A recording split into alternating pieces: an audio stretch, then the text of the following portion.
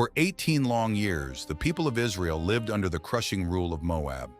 Their villages were filled with fear, and every year they were forced to surrender their grain, livestock, silver, and wealth as tribute. Under the burning sun, Israelite farmers worked hard while Moabite soldiers guarded the roads and collected the riches of a defeated nation. At the center of this oppression stood King Eglon of Moab, a powerful ruler who had grown wealthy from the suffering of Israel. From his royal residence near Jericho, Eglon enjoyed luxury while the people under his control struggled to survive. Resistance seemed impossible. Moab had a powerful army, and anyone who dared to rebel faced brutal punishment. Slowly, the Israelites lost hope. For 18 years, they waited for freedom, until finally they cried out for deliverance. But the man who would change their destiny was not a famous general or a mighty giant. His name was Ehud, son of Gera, from the tribe of Benjamin. Ehud was left-handed, a trait that made him different from most warriors.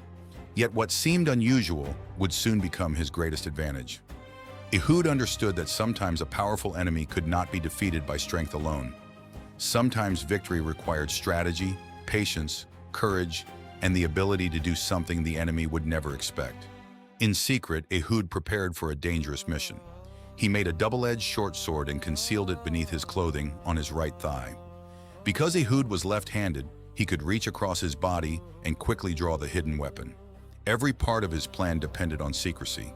If the weapon was discovered, his mission would fail before it even began. Ehud joined a delegation chosen to carry Israel's required tribute to King Eglon. Other men carried valuable goods, symbols of Israel's forced submission, while Ehud carried a secret that could change the future of his entire nation. They traveled to the royal city of Jericho and entered the king's palace. The tribute was presented before Eglon, and everything appeared normal. The king received the wealth with confidence, believing Israel remained completely under his control. When the ceremony ended, Ehud left with his companions and began the journey back toward Israel. But near the stone images at Gilgal, Ehud stopped. He sent the others onward and turned back alone. Returning to the palace, he requested another audience with the king. Ehud claimed that he had a secret message for Eglon. Curious and completely unsuspecting, the king agreed to receive him privately. The guards in attendance were dismissed, and the doors of the private chamber closed. Ehud was now alone with the powerful ruler who had oppressed his people for 18 years. Inside the quiet upper chamber, the tension was overwhelming. King Eglon believed he had nothing to fear. The tribute had been delivered, Ehud's companions were gone, and no visible weapon could be seen. Ehud stepped closer and said, "I have a message from God for you." Curious to hear the message, Eglon rose from his seat. In that single moment, Ehud acted. His right hand remained still while his left hand reached across his body beneath his robe. He grasped the hidden double-edged sword on his right thigh and drew it with one swift movement. Before the king could react, Ehud struck. The attack was sudden and decisive. The powerful ruler who had dominated Israel for nearly 2 decades collapsed inside his private chamber. But Ehud's mission was not finished. The palace was still surrounded by guards, and discovery could come at any moment. Instead of panicking, Ehud remained calm. He left the chamber, secured the doors behind him, and continued toward freedom. Outside, the guards noticed that their king had remained inside for a long time. However, they hesitated to disturb him, assuming he wanted privacy. That delay gave Ehud exactly the time he needed. While the guards waited outside, unaware of what had happened, Ehud escaped from the royal city. Eventually, the guards became concerned and opened the chamber. Their king was dead, but Ehud was already far beyond their reach. Ehud knew that escaping was only the beginning.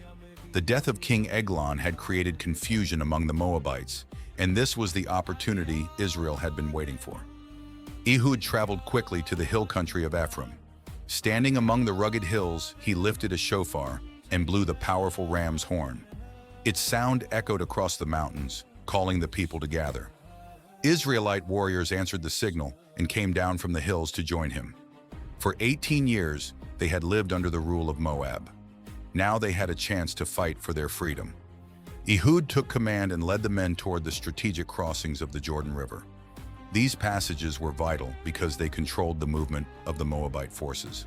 By taking the crossings, Ehud and his warriors cut off the enemy's ability to escape. Leaderless and confused, the Moabites faced an Israelite force that was finally united and ready to fight. The battle became a decisive turning point. The people who had once carried tribute with bowed heads now stood as warriors defending their homeland. Moab's control was broken, and Israel regained its freedom. What had begun with one man secretly entering an enemy palace had become a national uprising. The story of Ehud remains one of the most dramatic and unexpected stories in biblical history. It is a story of oppression, courage, strategy, and an unlikely hero. Ehud was not a legendary warrior leading thousands of soldiers when his mission began. He was one man with a unique ability, a carefully prepared plan, and the courage to act when the moment arrived. What made him different became his greatest advantage. His enemies expected danger to come in familiar ways, but Ehud used their assumptions against them. His story reminds us that strength is not always found in physical power, wealth, or numbers. Sometimes victory belongs to the person who sees an opportunity others cannot see. Ehud also showed extraordinary courage. He walked back toward danger after already leaving the palace. He entered the king's private chamber alone, knowing that one mistake could cost him his life. Then after escaping, he became the leader who called his people to rise. The sound of the shofar in the hills of Ephraim marked the moment when fear began to disappear and hope returned to Israel. After 18 years of oppression, freedom had finally come. And their deliverer was not the man anyone would have expected.